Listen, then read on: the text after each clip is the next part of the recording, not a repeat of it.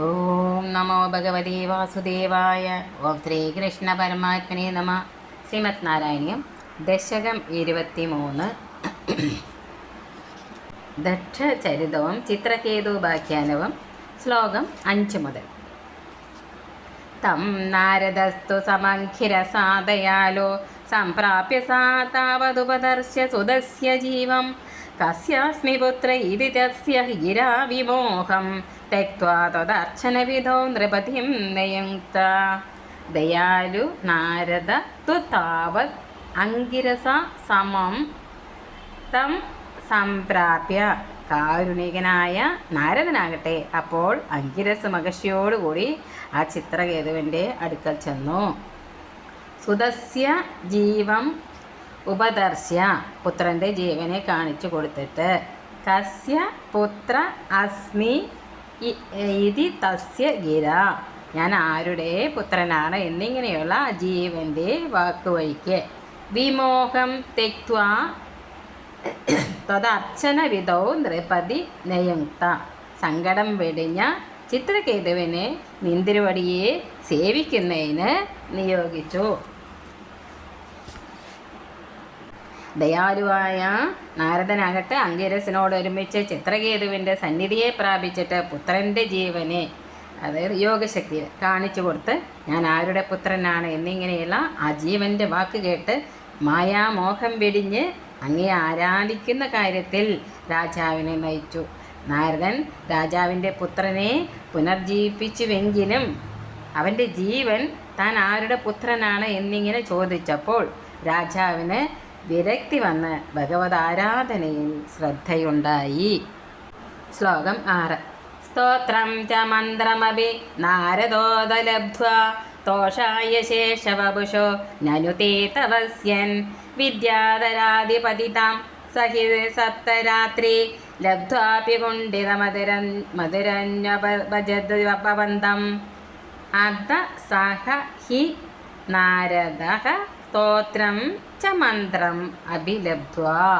അനന്തരം ചിത്രകേതുവാകട്ടെ നാരദനിൽ നിന്ന് സ്തോത്രവും മന്ത്രവും ലഭിച്ചിട്ട് ശേഷവപുഷാ തേ തോഷായ നനു തപസ്യൻ, ആദിശേഷമൂർത്തിയായ നിന്തിരുവടിയുടെ സന്തോഷത്തിന് മാത്രം വേണ്ടി തപസ് ചെയ്ത് സപ്തരാത്രേ വിദ്യാധരാധിപതിതാം ലബ്ധ്വാ അഭി, 7 ദിവസം കൊണ്ട് വിദ്യാധര ചക്രവർത്തി സ്ഥാനം ലഭിച്ചുവെങ്കിലും അകുണ്ഠമതി ഭവന്തം അന്യ ഭജത്, മടുപ്പ് കൂടാതെ അവിടത്തെ തുടർന്ന് ഭജിച്ചു.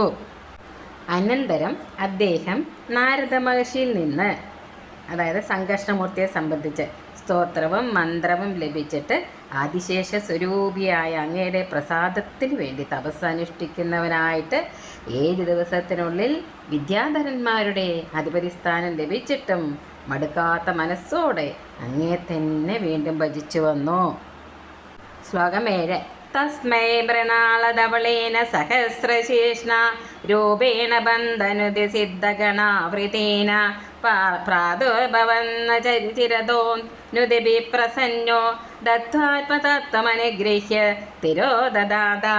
മൃണാളധവളേന സഹസ്രശേഷ്ണ ബദ്ധനുതി സിദ്ധഗണാവൃതേന രൂപേണ, താമരവളയം പോലെ വെളുത്തും 1000 ശിരസ്സുകളോടുകൂടിയതും ചുറ്റും നിന്ന് സിദ്ധന്മാർ സ്തുതിച്ചു കൊണ്ടിരിക്കുന്നതുമായ സ്വരൂപത്തിൽ അചിരത പ്രാദുർഭവനുദിഭി പ്രസന്ന, കാലതാമസം കൂടാതെ നിന്തിരുവടി പ്രത്യക്ഷപ്പെട്ട് സ്തുതികളാൽ സന്തുഷ്ടനായിട്ട് ആത്മതത്വം ദത്വാ അനുഗ്രഹ്യ തിരോദദാത, ആത്മാവിൻ്റെ യഥാർത്ഥ സ്വരൂപം ചിത്രകേതുവിനെ ഉപദേശിച്ച് അനുഗ്രഹിച്ചിട്ട് അന്തർദാനം ചെയ്തു.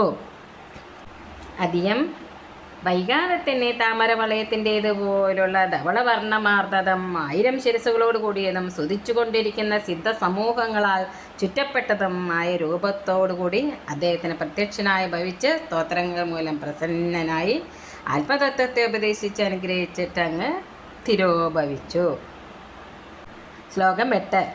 ത്വദ്ഭക്തമൗലിരഥസോഭി ച ലക്ഷലക്ഷം വർഷാണി ഹർഷുലമനാ ഭുവനേഷു കാമം സംഗാപയൻ ഗുണഗണം തവ സുന്ദരീബി സംഘാതിരേഖരഹിതോ ലളിതം ചചാര അത ത്വദ്ഭക്ത മൗലി സ അഭി ച.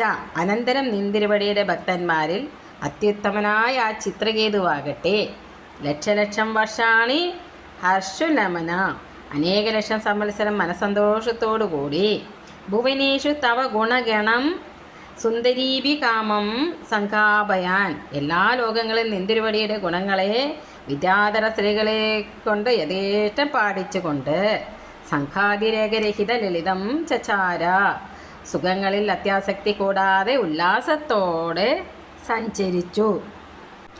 അനന്തരം അങ്ങയുടെ ഭക്തശിരോമണിയായ അദ്ദേഹമാകട്ടെ അനേക ലക്ഷം വർഷക്കാലം ആനന്ദം തുളുമ്പുന്ന മനസ്സോടുകൂടിയവനായി അങ്ങയുടെ ഗുണഗണങ്ങളെ വിദ്യാധര സുന്ദരികളെ കൊണ്ട് ഗാനം ചെയ്യിച്ചുകൊണ്ട് അധികമായ ആസക്തിയില്ലാത്തവനായി പല ലോകങ്ങളിലും യഥേഷ്ടം വിനോദിക്കുന്ന രീതിയിൽ സഞ്ചരിച്ചു കൊണ്ടിരിക്കുന്നു.